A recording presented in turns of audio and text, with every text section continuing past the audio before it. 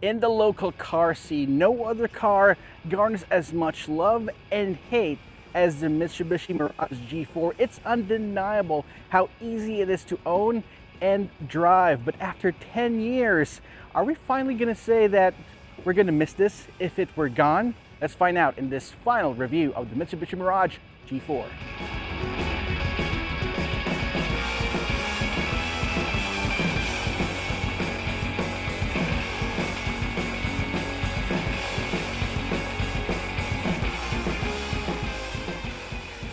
Now, a couple of years ago, when the front end of the Mitsubishi Mirage G4 finally adapted the dynamic shield design, I called it one of the biggest changes in the subcompact sedan segment. And it still looks kind of striking even to today's standards. But for 2025, the biggest change that we've seen right here in the front end are these new LED headlamps. Now, if you ask me if there are any changes that need to be applied here, I probably have them smoked out and all ambered to give it that more Japanese sedan look. But as it stands right here, it stands as elegant as it can be with these chrome strips running across the grille. You got those fog lamps right there below. Now, if you do get the manual transmission version or the entry-level version of the Mitsubishi Mirage G4, you would get halogen headlamps instead of LED. But even as it stands right now, you do have these nice looking DRLs right here. They have this crystal-like effect going it, adding a little bit more to its sporty flair. You still get the same 1.2 liter 3-cylinder naturally aspirated engine. Let's talk about that later on and see if there are any changes during the drive. Now, you still have those sharp lines going on in the front right here. It's undeniably a Mitsubishi Mirage G4 if you see this right there on your rear view mirror. Now, moving along to the side profile of the Mitsubishi Mirage G4, not much has changed over the past 10 years. But for 2025, there are a couple of changes right here to those 15-inch alloy wheels. You now have this two-tone machine look going for it. This nice button right here to the door. If you think this is a keyhole, no, this is actually a button for you to activate its keyless entry function. It's got 170 millimeters of ground clearance as compared to the next best thing, which is the Mitsubishi X-Force, which is at 193 millimeters. So this gives you an idea of how much you're losing or adding if you want to go and buy a subcompact crossover SUV. So for a sedan, 170 millimeters of ground clearance isn't really that bad, especially when going through some speed humps, some pockmarked roads in the city. You won't see any chrome strips or any chrome details right here on the side, which gives it an overall clean look. Undeniably a Mitsubishi Mirage G4. So one thing that Mitsubishi does right though is harking back towards its heritage, its lineage right here. And it goes the same way with the Mitsubishi Mirage G4. And for its what I think is final iteration are these tail lamps. These LED tail lamps feature this L-shaped feature, those designs right there, that kind of calls back to the old Lancer 1600 or the Lancer L-type. Wow, that's quite a stretch to be honest, but I can actually see that here in the Mitsubishi Mirage G4. In fact, it's much bigger than the old Lancer that I'm pertaining to. But it's nice to know that for Mitsubishi fans, it still calls back to that. I mean, you got these reflector lights on each side. You won't see any. You will actually see the exhaust port right here at the bottom because it's not pretending to be a sporty vehicle. Although you do get some diffuser look design right here at the bottom just to add a little bit more interest. And with a double tap on the key fob, you can actually open up the rear boot, giving you access to all this space inside, which makes the Mitsubishi Mirage G4 one of the most versatile and practical subcompact sedans in the market. And you'll be happy to know that underneath the floor you'll get a spare tire, which is starting to be quite a trend nowadays where companies are starting to omit the spare tire. What's up with that? But this one right here, it's got your back. Overall, the design of the 2025 Mitsubishi Mirage G4 isn't really that far off from the older model that it's replacing. Just a few details here and there to remind everyone that it's still a Mitsubishi Mirage G4. It's still the same old car that you can rely on, that it's going to start first time, every time, whenever you do so in the morning. And I gotta say, this clean look, even though 10 years down the line, still holds up well and true.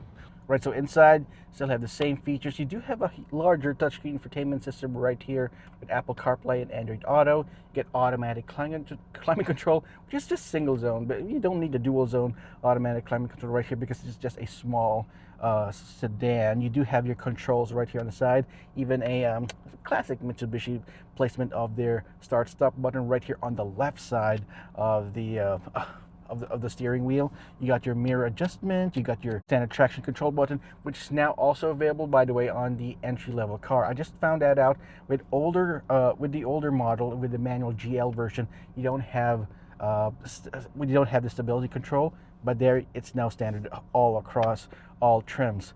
Now inside, it's very Spartan, it's very direct to the point. You don't even have a center console or an armrest to work with right here, but you do have some cubby holes here and there for all your stuff. You got a USB port, you got 12-volt socket, two nice cup holders, and of course your shifter right there in the middle with Baguio mode. That's called B, or engine braking mode, and a manual emergency brake or a parking brake right there.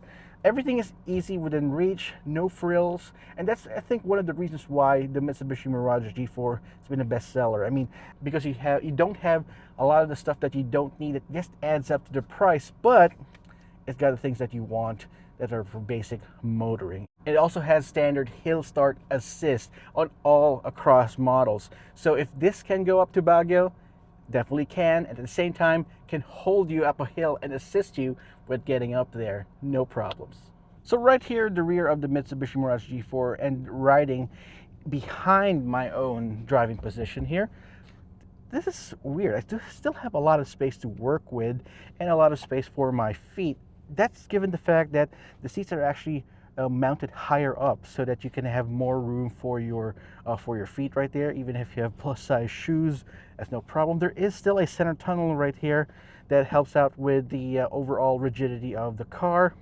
But so that just means that if you want to sit someone right there in the middle, they'll have to contend with that center tunnel there with you. So you got your armrest here. The armrest is, weirdly enough, piano black, which after a few seconds, there we go, I've smudged it up already, and the shallowest map pocket ever. But one thing that's going for the Mitsubishi Mirage G4 though are these seats.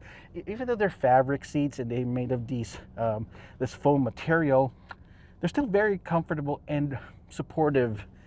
And I can definitely see myself sitting right here in the back. I mean, some other subcompact sedans, I have problems with my head hitting the ceiling right here. And even if I sit upright and with my cap on, so I have no problems. Plus, I have a center armrest.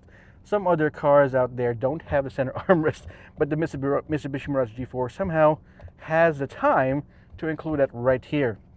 These seats, by the way, they don't fold flat at all, so there's no way for you to add more space, more cargo space right here. That's perfectly fine for an average city runabout or an out-of-town trip. The space you got in the back is fine for yourself. What's important is that you got space for the passengers and the driver, and it's fairly comfortable on the inside. Again, very straightforward, very Mitsubishi Mirage G4. Now let's take this out for a spin and see how it feels like for the very last time. All right, so we're behind the wheel of the Mitsubishi Mirage G4. Under the hood, you got a 1.2 liter 3-cylinder naturally aspirated engine. Mated to a CVT powering the front wheels, and makes around 77 horsepower and 100 newton meters of torque.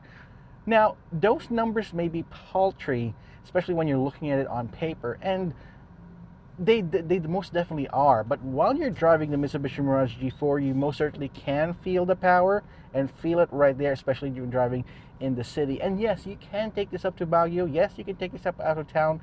And Mitsubishi seems to be very conservative with registering their power figures for some reason. Even the X-Force, the Expander, even the Montero Sport, they feature numbers or power figures much lower than what it actually feels like. And this one here, it's not going to set the world on fire when it comes to performance features, but it is adequate, certainly adequate. And the suspension, it's also on par with something on this particular price level. You got McPherson struts up front, torsion bar in the back. It's really nothing to write home about. Now, while driving this car, admittedly, And as Ash and Kent right here would admit, you don't get a lot of love when driving around this car. People don't seem to give you a lot of respect. They don't get any respect at all, you see. But anyway, the thing about the Mitsubishi Mirage G4 is that as far as performance goes, it's as straightforward as you can, point and shoot. And this steering right here, I think it's its strongest suite because it's still pretty responsive and engaging as you drive. Hear me out. It might not sound as exciting as a lot of cars on the road. I mean, you've got your standard, well, you still have your standard electronic power steering function right here, but because of how small the car is, because of how almost guttural it is and how light it is right here, it's still it's very responsive on its own. Just point it, hit the accelerator pedal, and it goes right where you need to go. No dramas, no action, nothing. And I think that's what the Mitsubishi Mirage G4 is all about. So NVH levels, it's not really anything anything to write home about either. You have a lot of noise coming in from the outside, but everything is actually laid out to at least quite like a normal hum at least. So it's not going to be like you have the windows open at all, like some other car reviews would suggest. Now the brakes though feel a little bit spongy for my liking. I actually like driving a manual transmission car where the brake booster seems to be a little. I mean, it's not going to be most top notch, but I guess you don't really need a lot of braking power when you're stopping a 77 horsepower car at all. But here's the thing. Once you have all those cons out of the way, what you have instead is a perfectly workable car. I mean, you got great visibility on the inside.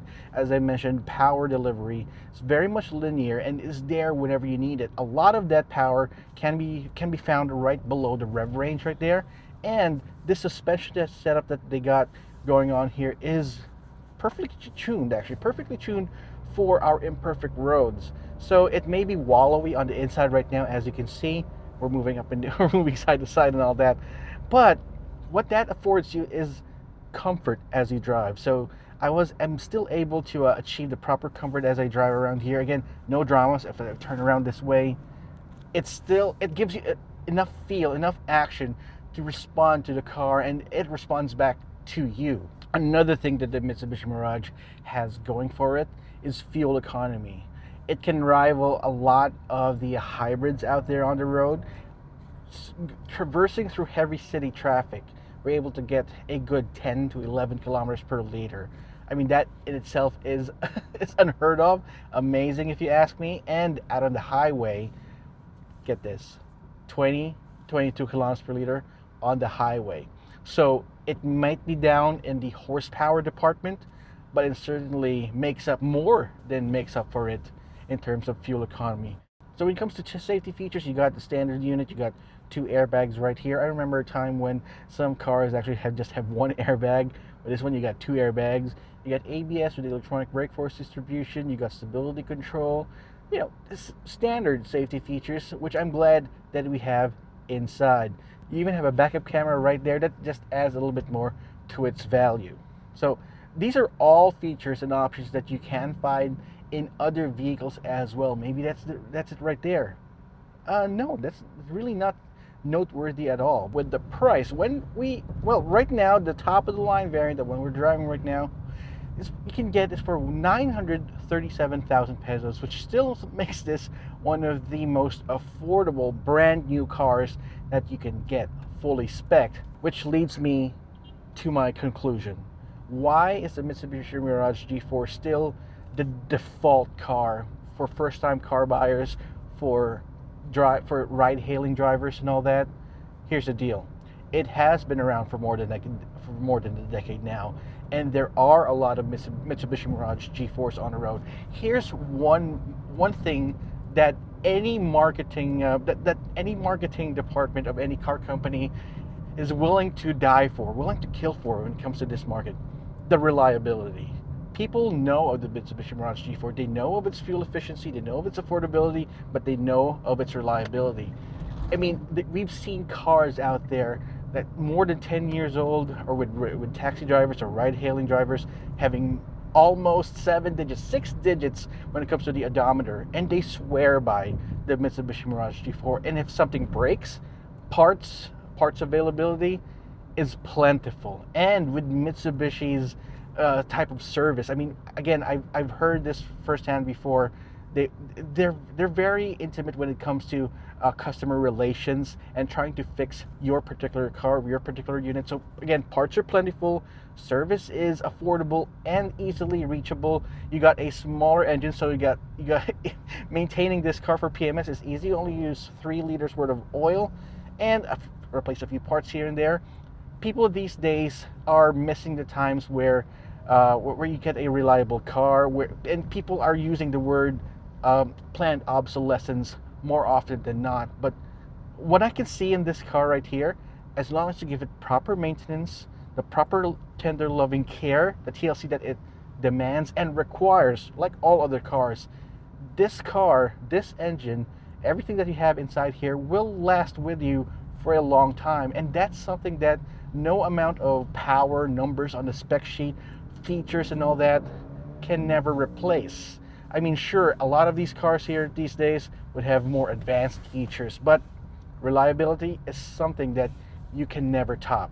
There's a reason why this car has been on the road for so long now, and it's been difficult for Mitsubishi to replace this because it still sells. So like it or not, for better or worse, the Mitsubishi Mirage G4 will forever be ensconced in the hearts and minds of the local car culture because of how many sales, how many cars it's sold, how many times it's been spoken about. It's going to be in for everyone's top 10 lists of whatever things that you might want to talk about in cars. And the fact that it's proudly Philippine made just adds to that legend even further. But I'm excited, and I want to know what you think. Drop me a comment in the comment section down below what you think about the Mitsubishi Mirage G4. Are you gonna miss out on the last model, what I think is the last model at least, until they release a new one, or if they end this altogether? Let's talk about it. And while you're at it, subscribe to our channel and hit that notification icon so you won't miss any of our videos. This has been Roy Robles from Zigwheels.Ph. I'll see you guys next time.